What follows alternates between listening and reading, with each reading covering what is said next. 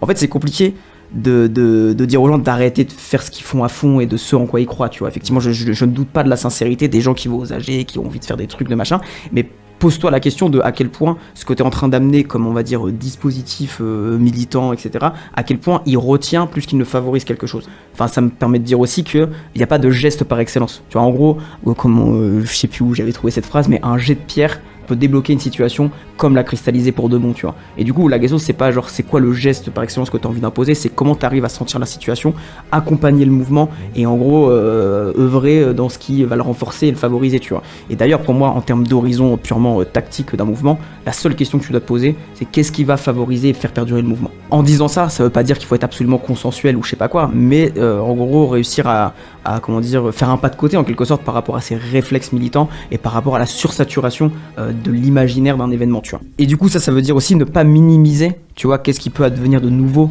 en termes d'expérience collective dans un mouvement. Et par exemple, la question de faire l'expérience collective de ton pouvoir de nuisance quand tu bloques un pays ou quand tu es en capacité d'avoir un rapport de force politique, ça c'est un truc qui marque des vies, tu vois. Donc ça, faut pas minimiser aussi c'est quoi l'espèce de nouvelle réalité, qu'est-ce qui fait événement et qu'est-ce qui fait que des gens sont marqués à vie par, on va dire, des expériences collectives de cette intensité et les déplacements politiques que ça peut opérer, quoi.